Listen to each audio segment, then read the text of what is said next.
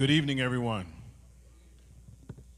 We want to thank you all. There are still people coming in who will be joining us, but we don't want to belabor. We have some technical difficulties, so thank you for sticking with us.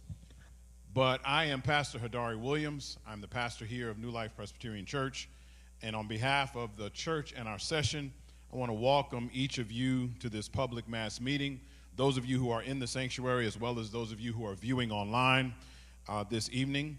Whether you are here in the sanctuary or online, we're grateful for your presence, and we thank you that you consider this issue, especially given what has recently happened in the last few hours by our governor, that you would join us this evening.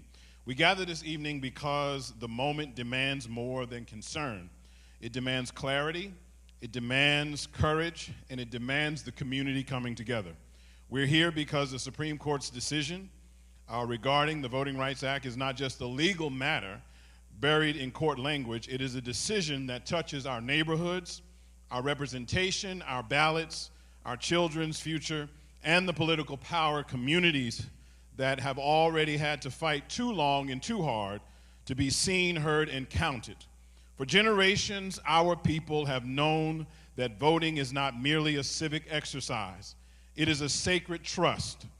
It is the blood-stained inheritance of those who marched, prayed, organized, registered, resisted, and sometimes died so that we might participate in shaping the future of this nation.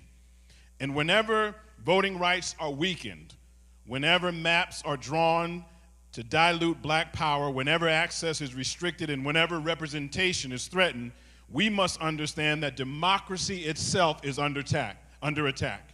And tonight is not about fear. Tonight is about formation. Can somebody say formation? We're here to learn, we're here to organize, and we're here to take action, and we're here to ask, what does this decision mean? How does it affect our community? What do we know about the ballot? What do we know about the upcoming midterm elections? And most importantly, what are we prepared to do together?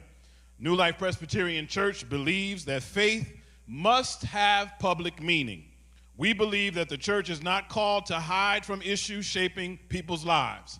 Traditionally, today is reserved for Bible study, but today we have reserved this day for organizing. Amen? We are called to be bold witnesses, a gathering place of truth-telling, and a center of courage. So tonight we welcome all of our leaders, candidates, organizers, neighbors, clergy, everybody from Mama and them who have joined us this evening. We're especially grateful to have with us Miss Alethea Bonello of Black Voters Matter.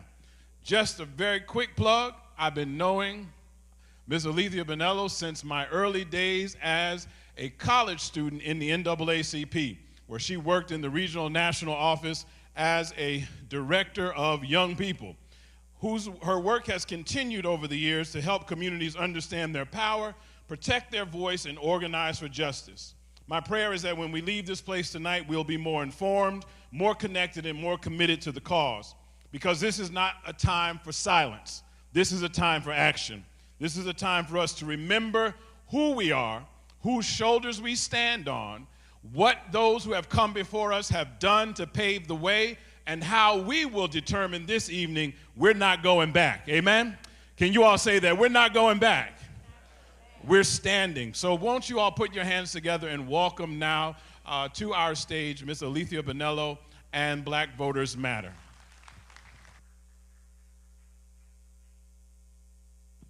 Good evening. Thank you so much, Pastor Williams. It is indeed an honor to still be in relationship with you, and I feel like I've already gotten my marching orders already. We thank you so much because you remind us that we truly are on hallowed ground, that churches were the meeting places and the strategy places back in the 60s, and now we've come back full circle, that they've got to become the organizing ground today. It is unfortunate to think that in my lifetime, that I've always known robust voting rights, and that they could be taken away, and that my nephews and my godchildren will have less voting rights than I've had a chance to experience. Several of you in this room have fought as Reverend Williams has talked about. You know people who have died and who have been injured and hurt and made the sacrifice with blood, sweat, and tears, only with the stroke of a pen and a vote, that all that they have fought for could be taken away. But this is a time that we understand, not on our watch. So we are here this evening to become educated, because we are not afraid, but we will become aware, and we will be able to organize and strategize and fight. Because as Brittany, my colleague, has on, we got us. That is our theme for this year, that we have all that we need in order to be able to move forward. So we'll move on to our next slide. There is so much to talk about, but we're just going to quickly touch on a few things. Protecting Black political power. We all know that SCOTUS made a decision in regards to Louisiana versus Calais on April 29th. That essentially gutted the Voting Rights Act of 1965. And because this took place, we've already seen in real time that it has weakened Black political power. If we can, if we can continue on to the next slide. And so what we are concerned about, that when Black political power is weakened, so is our ability to fight for fully funded schools, for affordable housing, health care, good paying jobs, as well as voter protection from voter suppression. If we can go to looks like we're at the end of the presentation. If we can go to back to the beginning of the presentation. Next slide. Okay, keep going, keep going. Okay, and next slide for me, please. All right. So if you all have your phones, feel free to scan the QR codes that we have. Black Voters Matter, along with Fair Fight Action, actually created 2 reports talking about what was going to happen if, in fact, this case scenario came to fruition, that the Supreme Court would have gutted the Voting Rights Act. What would take place? And then one of the main things is a reduction of those representation. So a loss possibly of 140 majority Black or Hispanic state legislative districts could drop from 342 to 202.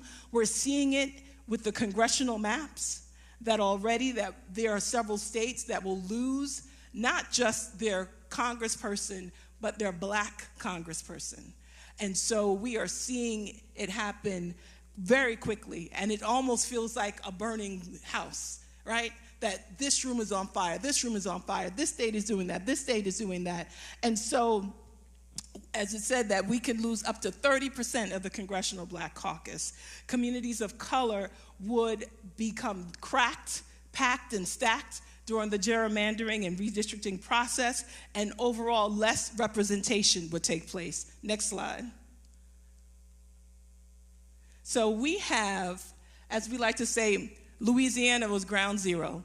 I was in Louisiana just last week, where we were, they're currently going through, they just completed early voting. They have an election on May 16th, this coming Saturday. And so we were there energizing people, encouraging them to do early voting, but also dealing with many of the issues that are taking place in Louisiana. Because of this decision, Governor Landry executed an executive order to say that they were going to nullify elections. And that caused people to be very confused, because what he meant was, because the congressional map has now changed, he wanted people not to vote for congressional candidates. And so that created a lot of confusion in Louisiana. And we said, y'all go ahead and vote the full ballot. Vote who you want to vote for. Make sure that your voice is not disenfranchised. And so we're going to hear from our partner, Dr. Chris Wallace from Lafayette, if we can play the video, as he talks about what's happening in Louisiana.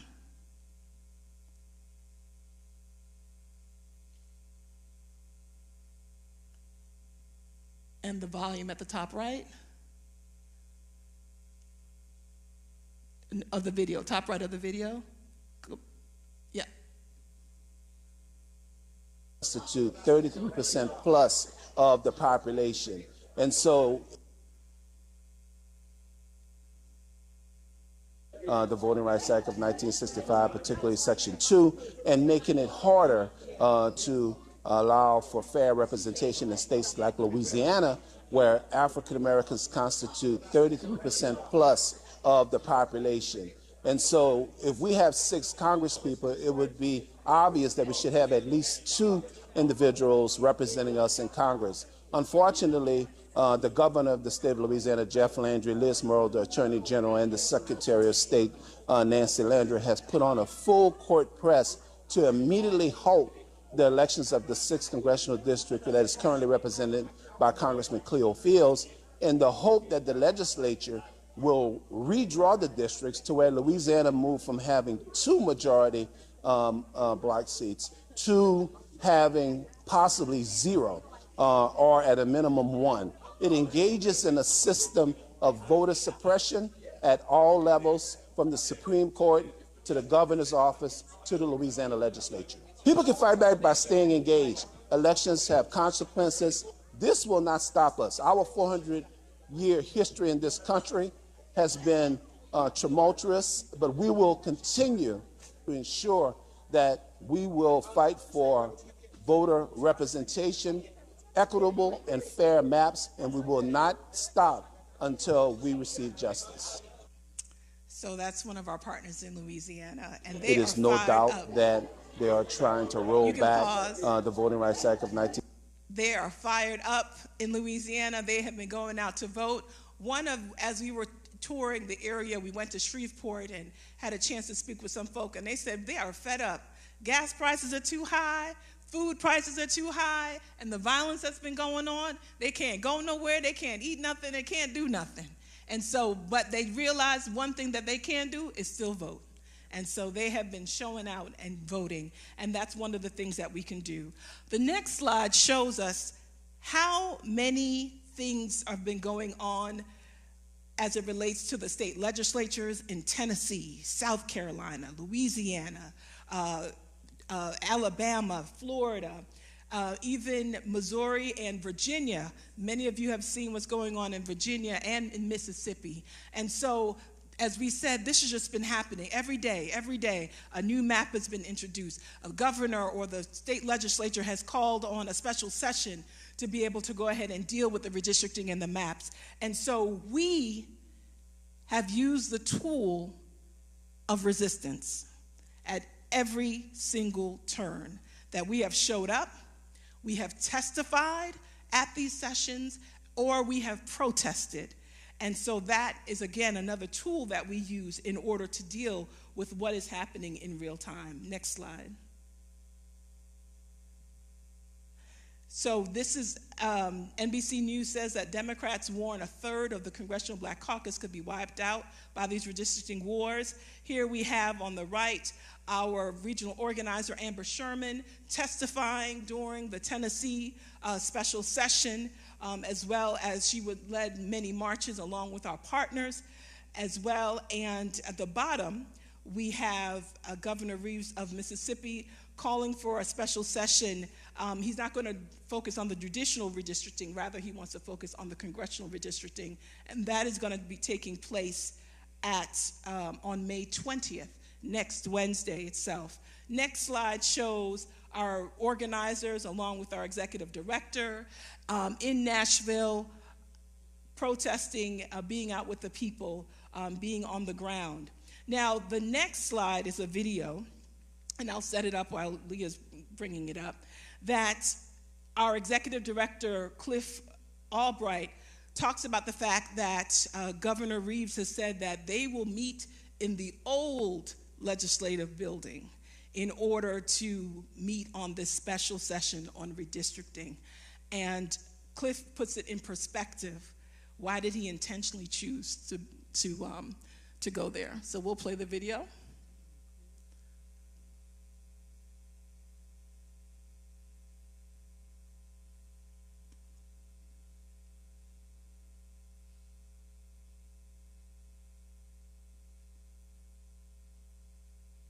At the time that it succeeded from the Union, This very same old Capitol building is the same Capitol building where Mississippi passed its infamous Reconstruction, post-Reconstruction, Black Code Constitution, right, which established Jim Crow for the next 100 years. That's where this current Mississippi legislation is going to be taking up the issue of new maps after the Calais decision. They're not even trying to hide it, y'all.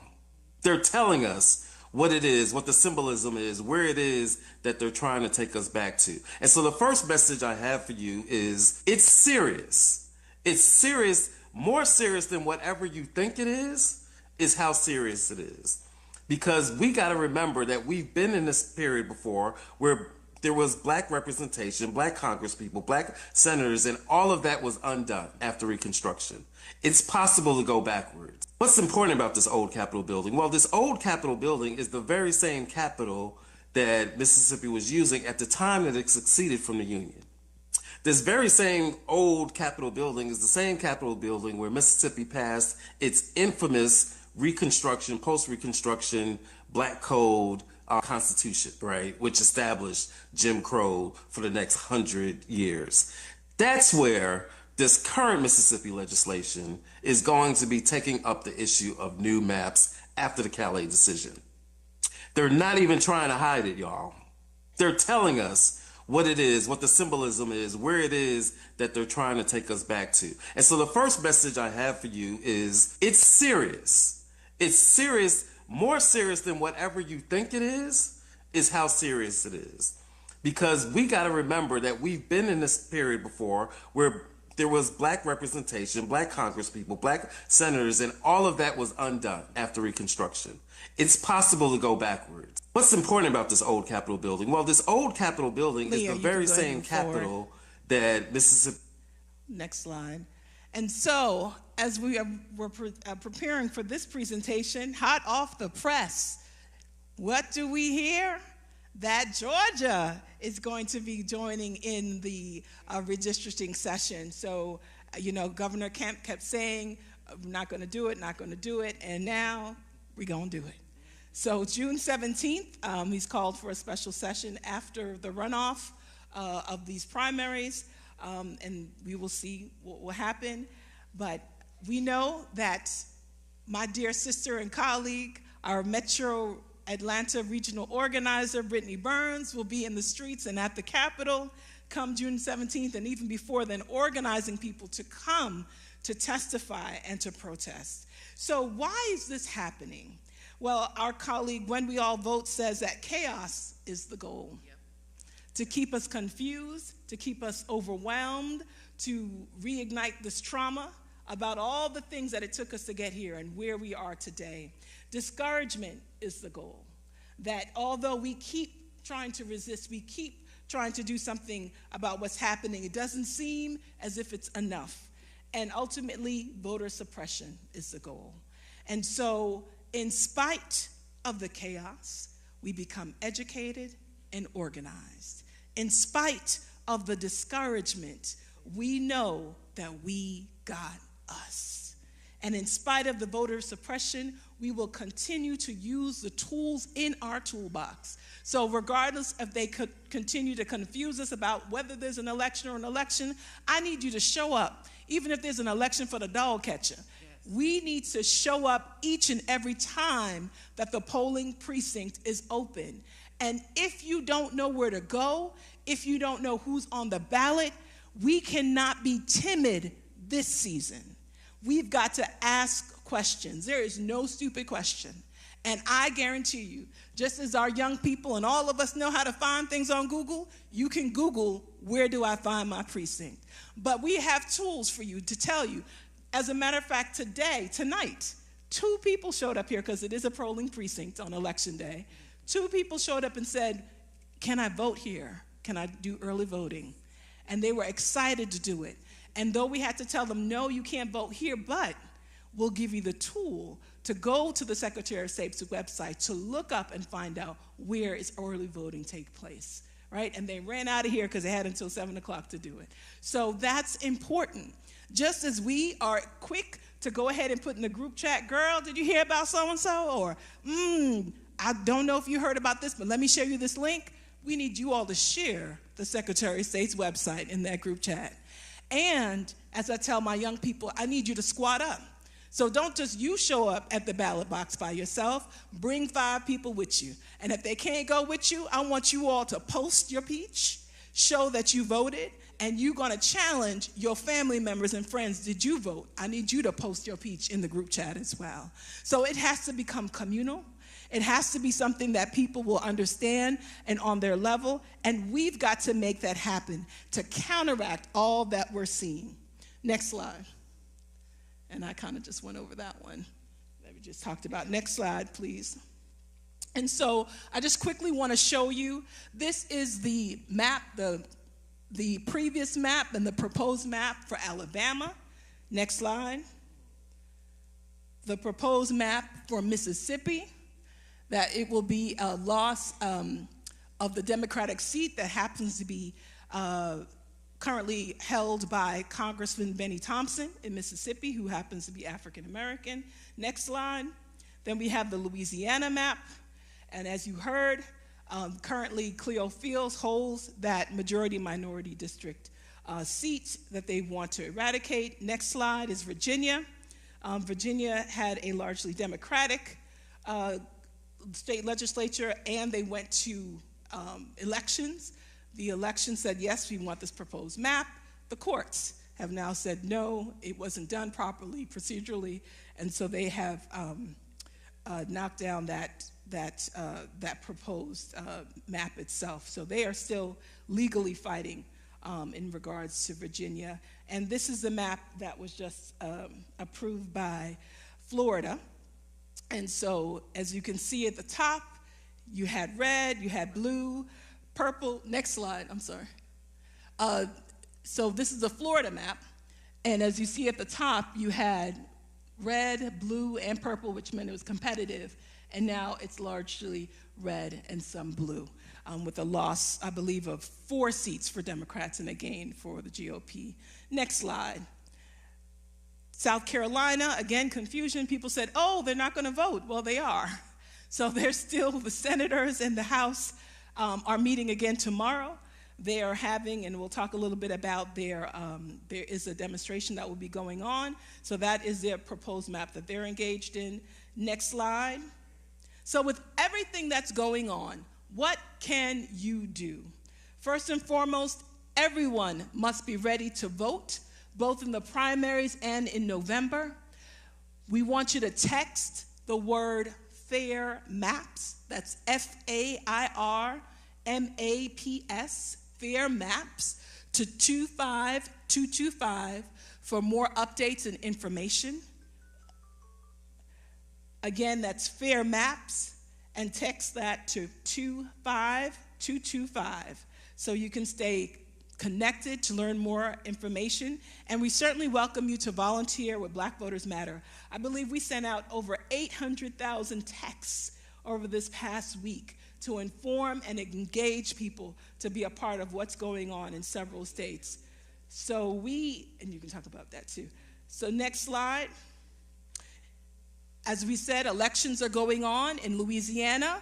Election day is Saturday, May 16th. So we want people to, again, to show up and vote the full ballot. Next slide. We have, again, QR codes that you can look at sample ballots, because it's not just the candidates, but it's also 5 amendments in Louisiana that they're looking at. So our partner, Power Coalition, we have their sample ballot on there that people can look at. Next slide. In South Carolina, they're having a rally on tomorrow in regards to the ongoing sessions that are taking place there. And in Selma and Montgomery, all roads lead to Alabama on this coming Saturday, May 16th. They will start out in Selma with a faith delegation, and then they will head to Montgomery, ultimately to have a rally there that begins at 1 o'clock. So if you want to know more information, how you can sign up, how you can you may not be able to get on the bus or drive down there, but you may want to do a local event, you can certainly sign up as well at allroadsleadtothe allroadsleadtothe-south.com, and that's at the bottom there. Allroadsleadtothe-south.com. Next slide. And again, that's Selma to Montgomery, and at the bottom there, allroadsleadtothe-south.com. Next slide. We also have days at the Capitol, and we'll be having a legislative day of action in North Carolina on May 19th. So if you know of anyone who is interested in showing up at the Capitol in North Carolina to go and speak with their representatives, to meet others, and to strategize, that's another opportunity as well. Now here, next slide, we have the primary election dates for the midterm elections, and as we said, we still have elections that will go on in Alabama as well as Louisiana. We'll have them in Pennsylvania and Oregon as well, and then, of course, in Kentucky and in Georgia. So important as to, next slide, why we should vote. How it impacts is how you're taxed, how your children are educated. It impacts how your neighborhood is cleaned and serviced, how your neighborhood is policed. So there's so many things as to why you should not only vote top of the ticket, but vote throughout the ballot, because local elections impact us the most. Next slide. So that is us in Louisiana. During a couple weeks ago in New Orleans, there was a city clerk, Calvin Duncan, who was wrongly incarcerated, did his time, came out, became a lawyer, ran for city clerk of New Orleans, won 64% of the vote with over 38,000 people elected him. And for some reason, a legislature decided that they needed to go ahead and there wasn't enough money, so they wanted to go ahead and combine two of the clerk positions, effectively wiping his position out. And so the people came and rallied for him, and so that was part of the rally, as well as rallying for the Calais case as well. Next slide. So we have Alabama, as we said, their election. Next slide. Georgia. And I will turn it over to our Metro Atlanta regional organizer, Brittany Burns, to talk a little bit more about what's happening in Georgia, in your state. Right. Y'all give it up for my amazing, wonderful, awesome, fabulous, beautiful, just all the great things, National Director, Sister Alethea. All right, y'all. So I need some interaction, I'm not gonna lie. These lights are giving me life, but I need a little bit more life. So we're going to do some chanting to wake up the spirit, because as the Bible says, when two or more are gathered, right, we can do this. So let's do some chants, okay? We're not going back. We're not going back. We're not going back. We're not going back. Black voters matter here. Black voters matter here. Black voters matter here. Now, hold on. I want you guys, you know how faith works, right?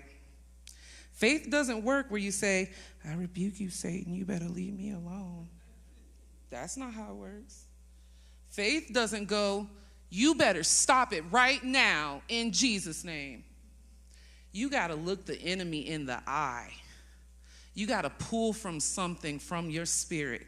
And we need to declare today that we're not going back. So I'm going to do what my mom used to do. Yeah, I was raised in the church. I'm going to shake the tree. Let's stand up. And I want you guys right now to picture the civil rights movement when they had us with dogs chasing us. When Fannie Lou Hamer said, I'm sick and tired of being sick and tired of being sick and tired. Because they said they could vote, but then they attacked them. When the King family had to bury Dr. King and what that day was like. When John Lewis, former Congressman John Lewis, stayed on the Congress floor for 3 nights straight and fought to ensure that we had the Voting Rights Act. I need that spirit today. I need that affirmation today. So I want y'all to give it everything y'all have. And I want you to picture the enemy telling you that you cannot vote. You cannot vote. You cannot vote. You cannot vote. You cannot vote. Y'all ready? We're not going back. We're not going back. We're not going back. We're not going back. We're not going back. We're not going back. Black voters matter here. Black voters matter here. Black voters matter here. Black voters matter here. Black voters matter here. Black voters matter here. Now I'm going to say my favorite quote. Injustice anywhere is a threat to justice. Okay, cousins, we're together now, okay? Injustice anywhere is a threat to justice what? Everywhere. Injustice anywhere is a threat to justice what? Everywhere. Injustice anywhere is a threat to justice what? Everywhere. Is a threat to justice what? Everywhere. So we're not going back. We're not going back. We're not going back. We're not going back. Thank y'all. I needed that. We're in agreement, Sister Alethea, so we good to go. All right, y'all, so I'm going to talk briefly about mobilizing beyond the votes, and I'm going to talk also about potential districts here in Georgia that we could see possibly be threatened due to this new special session that Governor Kemp has called. We'll go to 2 slides over where it says background, what is Louisiana versus Cali? So there's our Supreme Court right there, y'all, in the corner. I should have had this slide up and then we chanted, right? So basically, like my national director said, this is how Louisiana versus Cali started. It started, honestly, from a redistricting hearing. Now, I'm going to say a small redistricting hearing. Redistricting hearings are not small. However, when you see how it's amplified, this is small. It started as a small redistricting hearing, Louisiana, and then it just took one person saying, you know, saying black people have the right to vote is racist. From there on, jumped right on up. And that is how we ended up having Louisiana versus Cali. And on April 29th, unfortunately, with a vote of 6-3, that's when we saw the Section 2 gutted.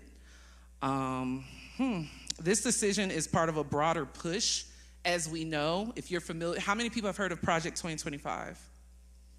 So then you already know and we're prepared that this is something that could possibly happen. Now, how many folks know that this is also just a distraction to a bigger issue? Okay, we're still in alignment. We can go to the next slide. So what's at stake? Pretty much our voting power, our resources, our policy, and our collective voice. They've been trying to take that back for years, y'all. We've been making them mad for years with how we've been mobilizing and organizing as black people, black infrastructure, black political power as a whole. And so now they are taking advantage of this moment. It's not just something where, okay, my district has changed, but I can still vote. Some folks are going to now have representation that they don't even understand. And it's going to be us in this room that's going to have to be the seed that continues to sow on to get the message out to folks. This is a bigger issue as well because there have been some legislators who have been quoted as saying, okay, now let's get rid of the 14th Amendment. We can go next.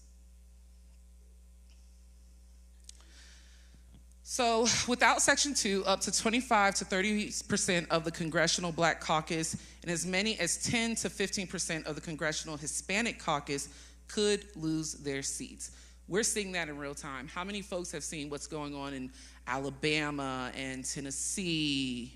Any folks seeing that? Where some legislators who even decided to just peacefully protest, okay, I saw your hand, who even decided to peacefully protest amongst their constituents have been taken from their committees. We can go to the next slide. So, what's at stake, y'all?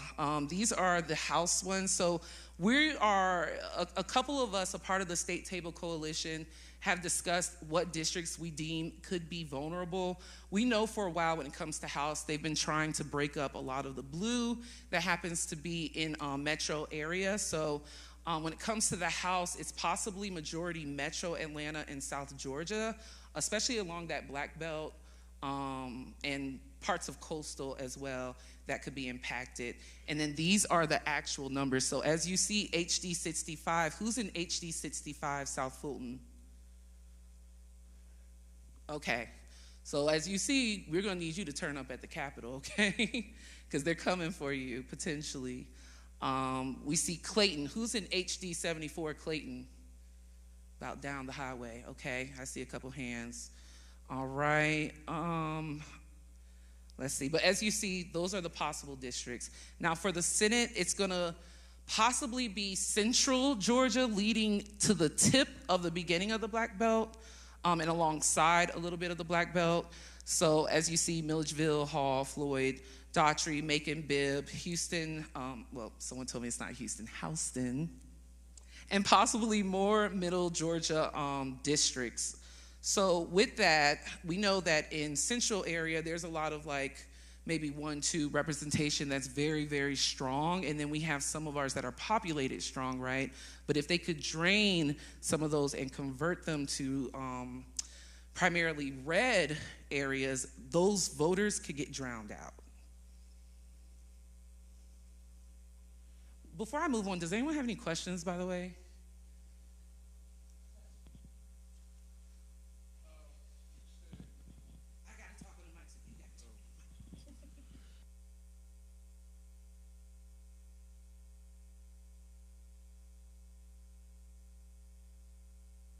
Check, check. You 65, you said they coming after you. What did you mean when you said they coming after you? South Fulton.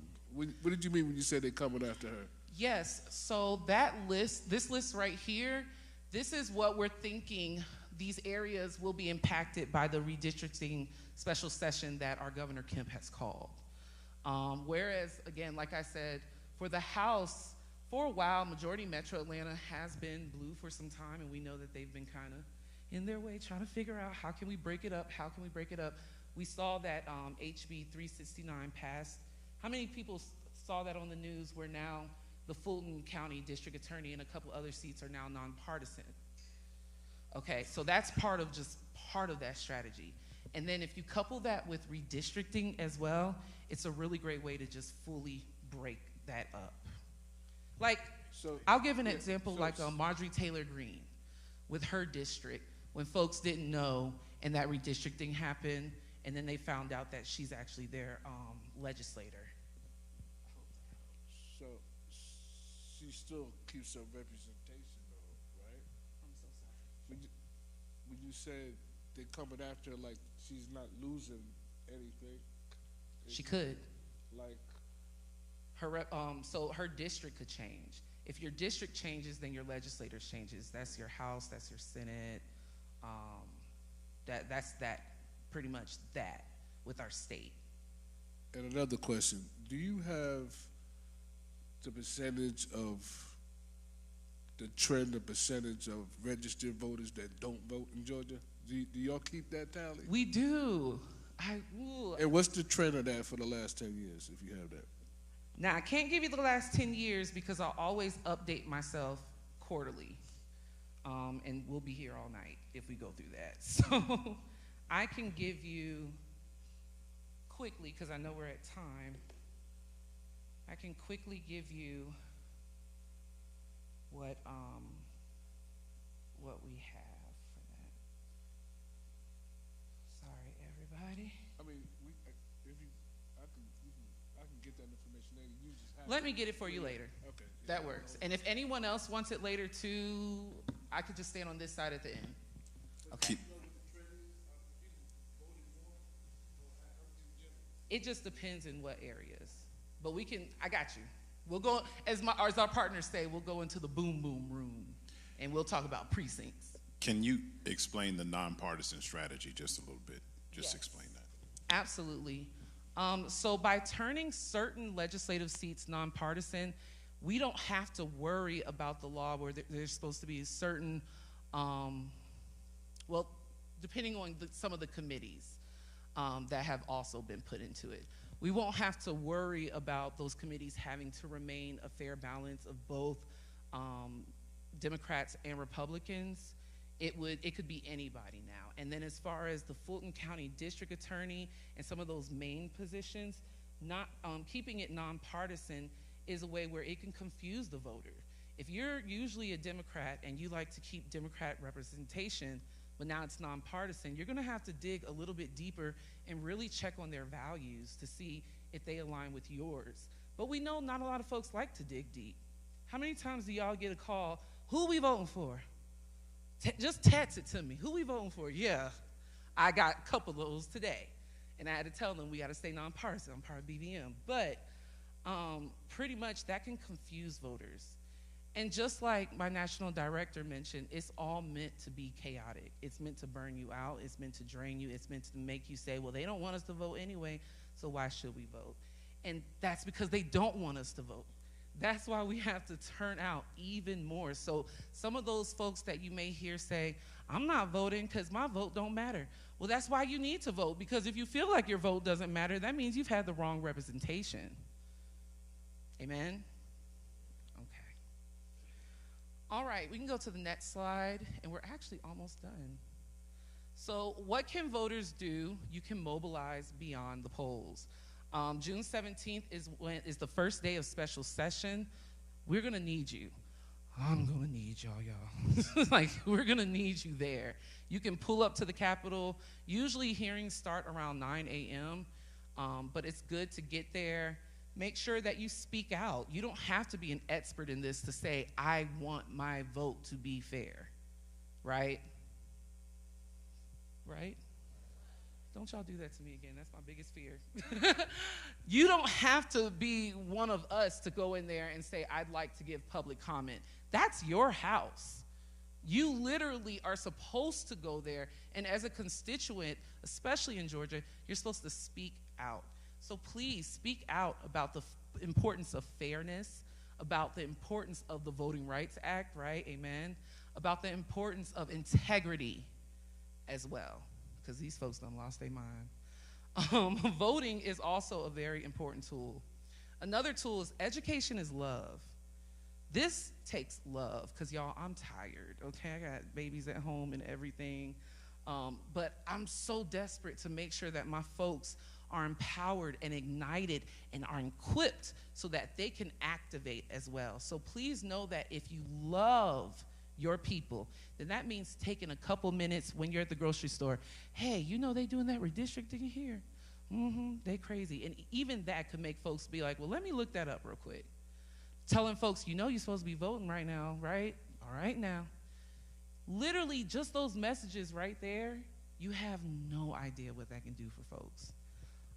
Connect with local organizations and advocates who are doing the on-the-ground mobilization.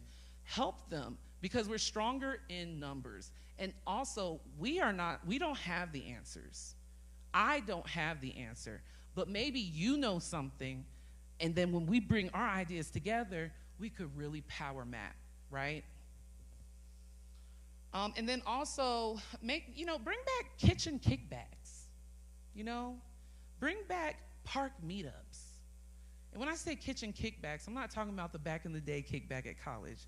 I'm talking about the kitchen kickback, which means we doing potlucks, we doing food, we kicking back with the food, and we're having conversation. We used to talk on the porch. How many folks have held a conversation on their porch in the past month? Y'all, my neighbors think I'm crazy, but they're used to it now, because every time I say, hey, how you doing? Wait, one more. You know what they doing over there, right? And y'all have no idea. Now my neighbors come out and they say, Brittany, what's going on? I know you got something for me. You can be the change that you want to see. You can sow the seed that can reimagine and create that reimagine for your community. All right, we'll go to the next slide. So these are our election dates here in Georgia. We've already gone over our special election that happened earlier this year in Metro, and so now we have our May primaries. And then in November, we have to vote again, y'all. Georgia is a voting state. We just love the culture of voting here. We'll go next. Okay, so these are some of the seats that are on your ballot, but some of these seats might be a little different depending on what district you're in. So the best tool that I tell folks to go to is, of course, My Voter Page, right? Secretary of State, Georgia website, My Voter Page. But also, it's really good to go on branch.vote, BRANCH.vote. It's a really good, helpful tool that helps, and it's also shareable, where you can basically create your own already pre-filled sample ballot so you can remember your choices, because if you're someone like me, you're not going to remember all of these 19, 20 names, okay? And so also, as we know, we may not be able to bring our phone, but what I do is at the end, when it shows me a full summary of my choices, take my pen and paper, I write it down, and you are able to bring that with you to be able. Now, you can't pass it to someone in the precinct, right? Like my husband, he don't know these people. So we have to go back to the car, and then I say, here's the paper for you. Now you can, right? But that's our household. So if you're in that same similar situation, don't pass that in the polling location if your spouse isn't trying to stay in alignment, okay? We still got to protect ourselves. All right, we can skip all the way to where we see a black screen that says stay connected. All of these definitions, by the way, are on branch.vote. So as you're filling out your pre-filled ballot, and if you're like, what does this seat do again? They have the full explanation. And so I want to give a shout out to our NAACP LDF group, who always make sure that I am good and my facts are 100% correct. They made sure to fact check this presentation for me. And also, if you'd like to get connected with Black Voters Matter Fund, that's another QR code right there. It'll take you straight to our Get Connected page. And that is all I have.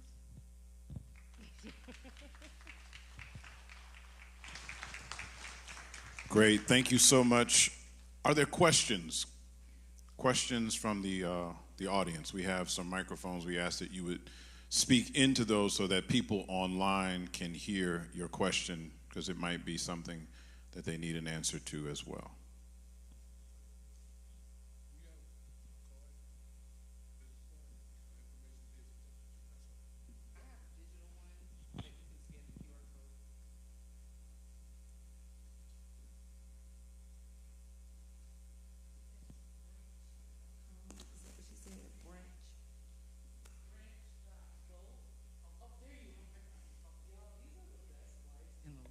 If I had them in my bathroom, oh my gosh.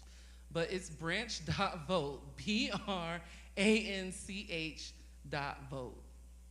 And one other thing, I believe that we have got to do some boycotting, because I think the dollars is where they're going to hear. So I'm thinking, even if we don't boycott a store, maybe we can boycott items. Don't buy any more Cokes. Don't buy any more Lay's chips. You know, we just think they're going to hear the dollars. So we are, as part of the toolkit that will roll out closer to special session, we actually have something like that. So there's corporations, y'all, that sponsor these legislators. Did y'all know that? Yeah. So Coca-Cola is a big one, and Delta too. So we plan on rolling that out.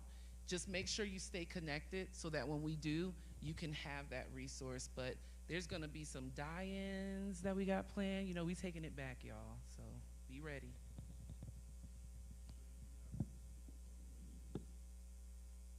That will be coming out. That will be coming toolkit. Yeah, closer to June 17th.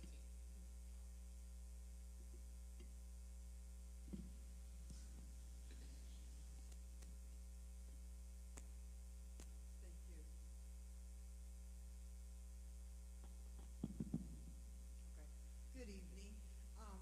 Thank you for being here. We greatly appreciate you.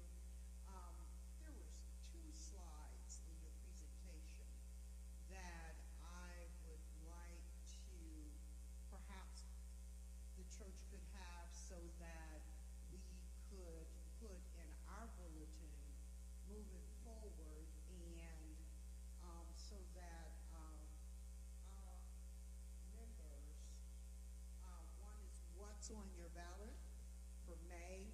And then the other one,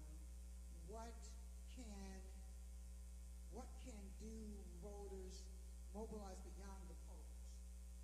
I think those are two very powerful slides, and they're very direct.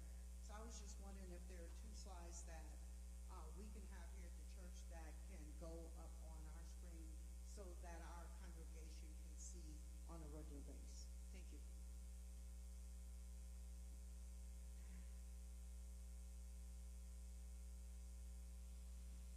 Any other questions?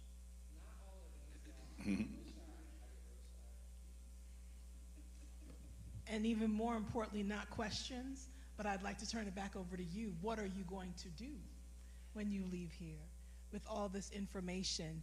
Can you just, with the mic, just say one thing that you've learned, or one thing that has motivated you? What's one thing that you will do when you leave here? Share the information.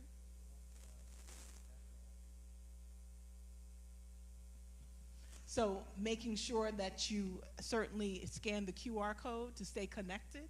We have what's called Texting Tuesdays, 6 p.m. every Tuesday, that we have a dedicated group of folks. Actually, we had some members here participate in Texting Tuesdays with us previously. But in 1 hour, we're able to send hundreds of thousands of text messages. And you would be surprised, again, people want to vote, but they don't know how to find out where to vote. And just sending out that text message, hey, early voting is going on, the election is today, here's a link to your polling precinct, to empower them to be able to go ahead and use that right to vote. Pastor also asked about the 14th Amendment. As we talked about Project 2025, as we talked about the fact that there is a fear of a minority majority that is coming on with the brown and Latino population, birthright citizenship, meaning that if you are born in America, according to the Constitution, you are considered a U.S. born citizen. And now they are questioning that and hoping to be able to bring that to the Supreme Court to take that away. And certainly, of course, the only thing you need to do in order to vote is to be a U.S. citizen. And so there are many attacks of the way in which we're able to freely exercise our rights as a citizen of the U.S., and that we must continue to educate, to agitate, to litigate, to make sure that we can continue to use that as well. There's a question here.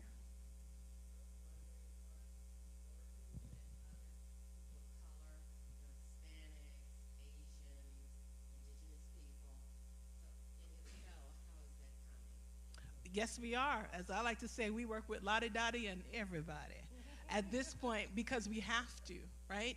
One of the tools is divide and conquer, to be able to go after a particular group and silence them.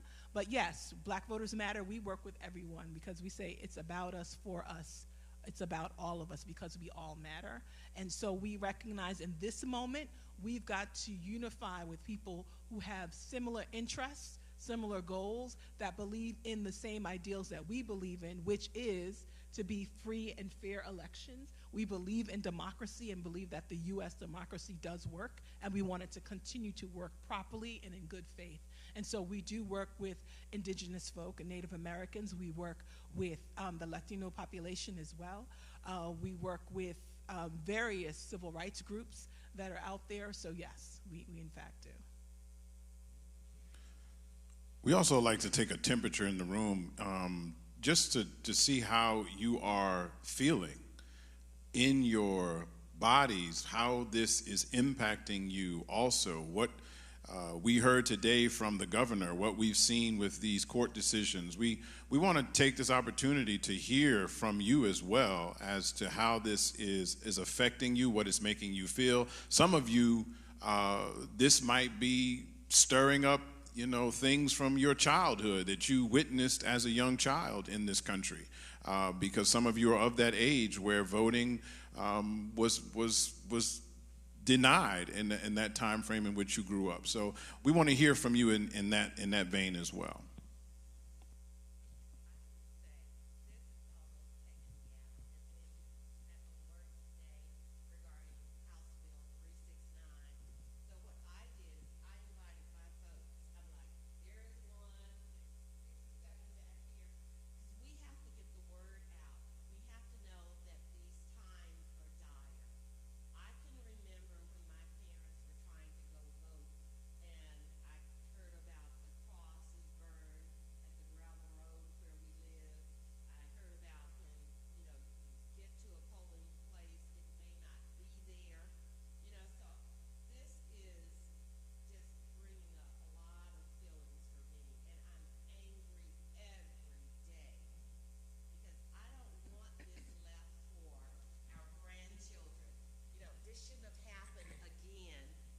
in my lifetime.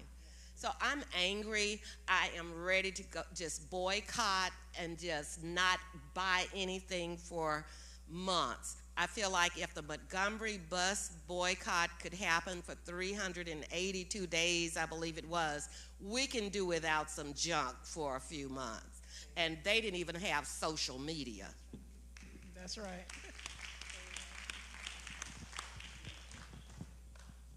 Yeah, just to piggyback on this lady and that lady, this list that you might be promoting, producing on June 16th with the corporations, are there any initiatives to do an economic boycott after you get this list?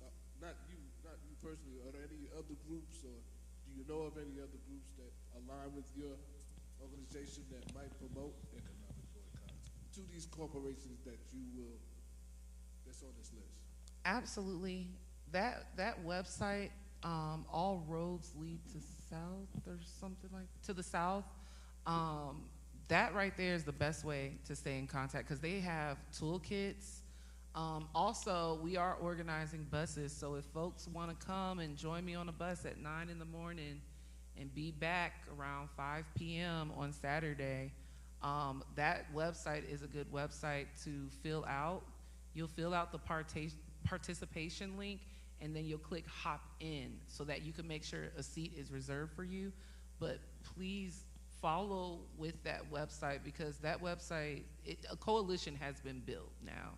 And so there's gonna be so many moving parts. When that corporation hits, you're absolutely right. We need to be ready to pull back our dollars. We need to see where the mom and pop grocery shops are in our communities that we usually drive past. We need to see what is the black infrastructure that we can increase as we decrease our dollars from these white corporations. Black farmers.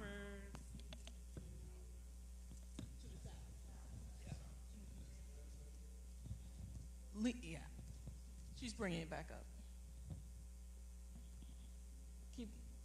Keep going, Leah.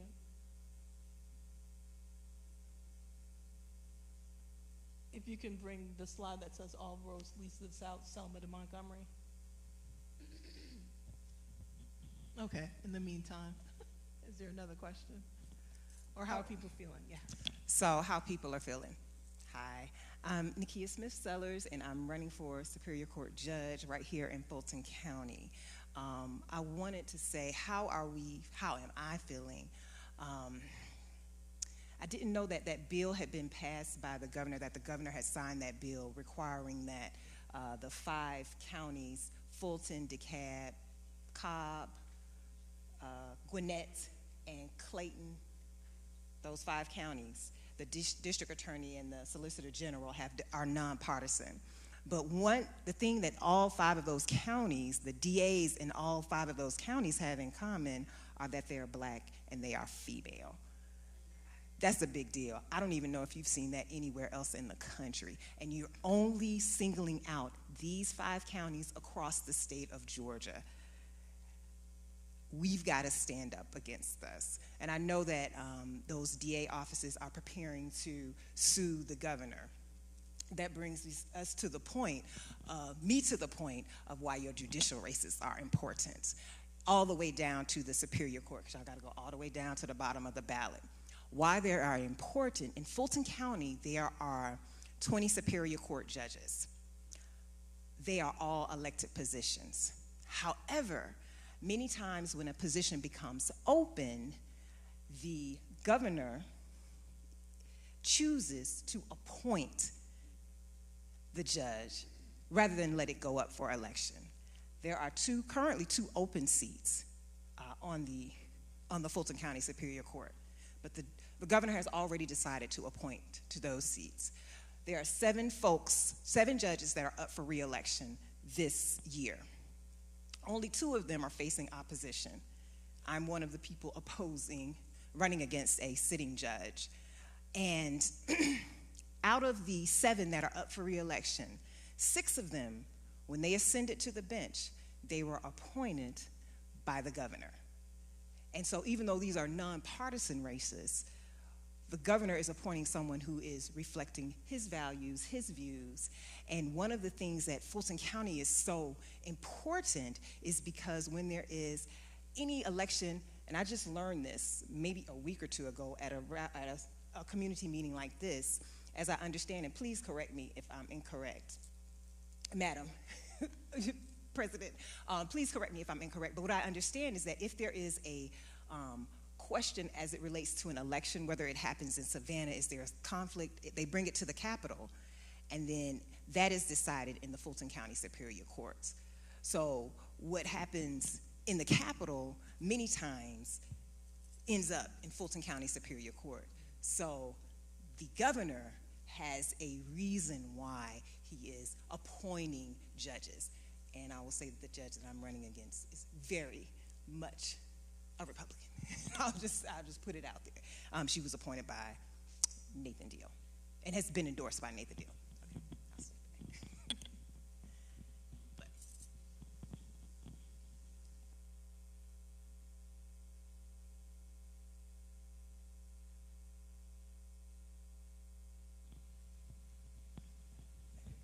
Yep. And there's a slide, and at the bottom, as you can see, all roads lead to the south.com. Okay, so that leads us to a few other things, and then we're gonna close out.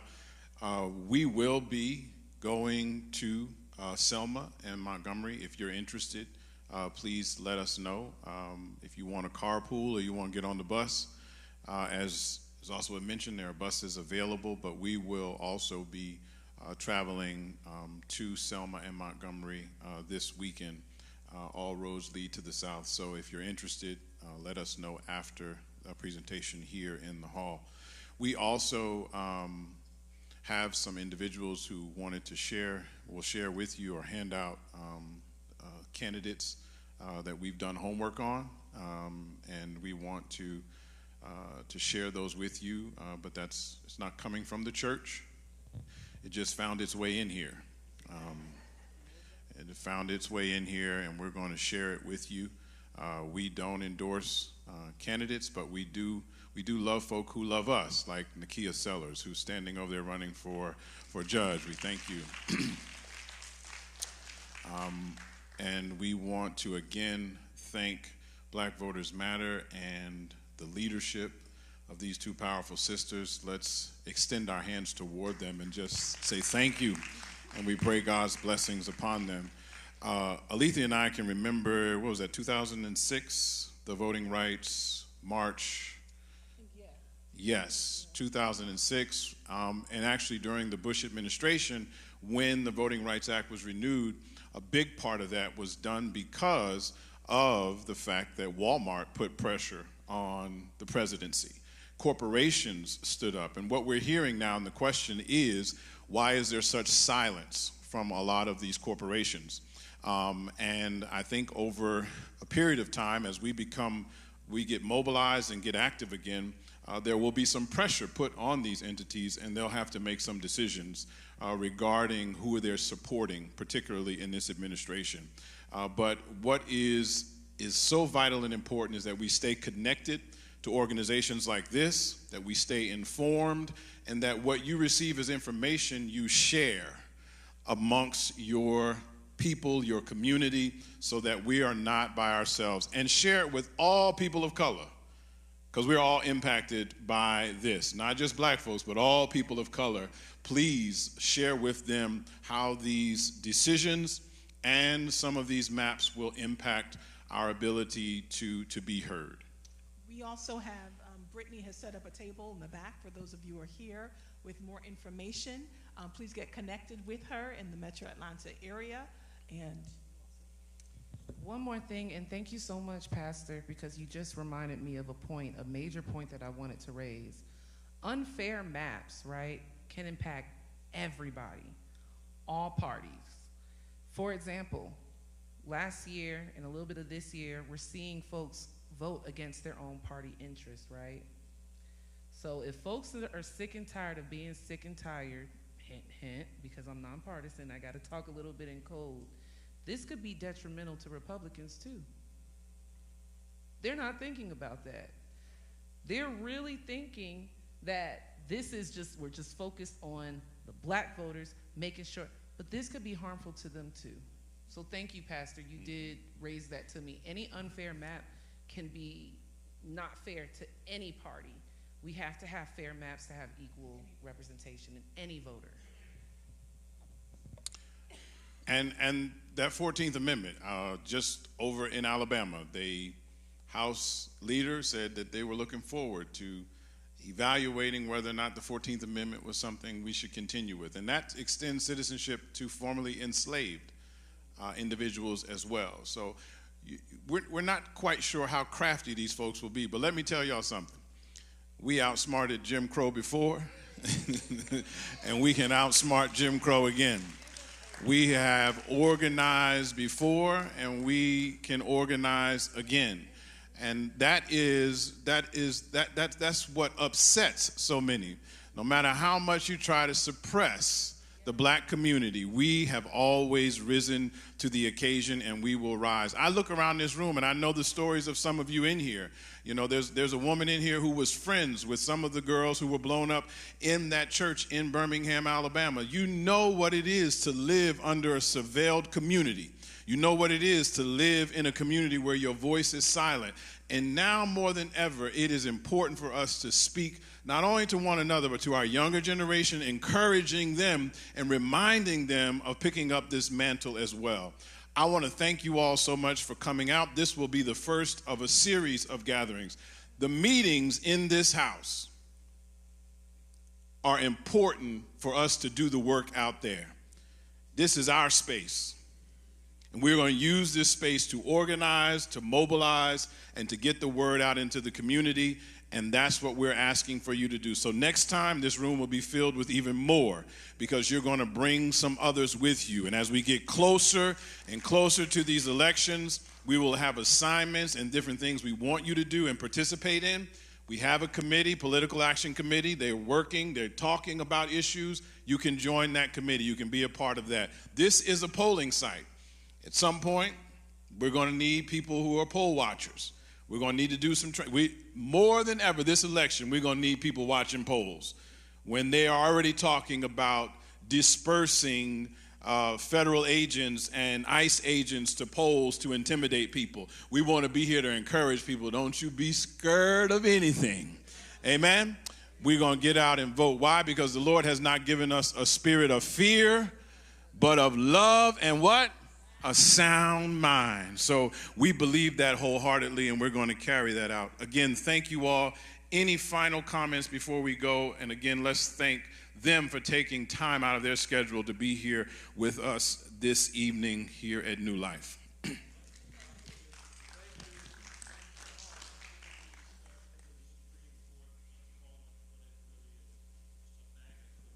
Yes. Mm-hmm. Let's not call it a Supreme Court. It is a MAGA court. That's what was said. Yes. Phyllis?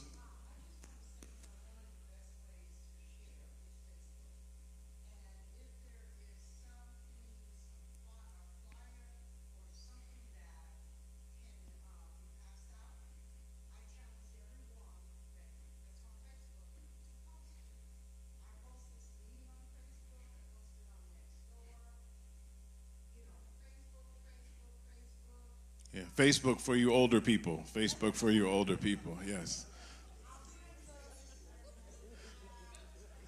Yes. You can find us on Facebook. You can find us on TikTok, Instagram, Twitter. Yes, and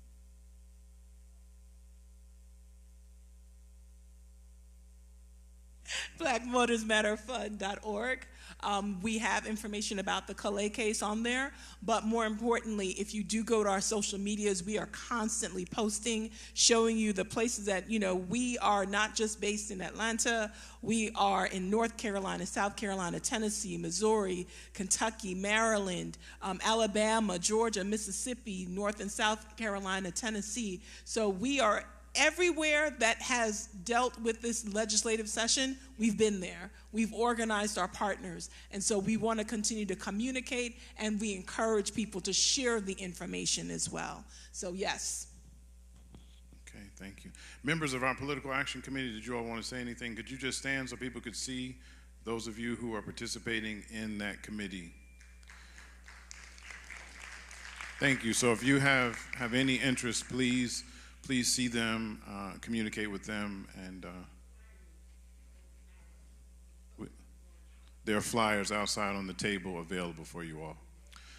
All right, let us close by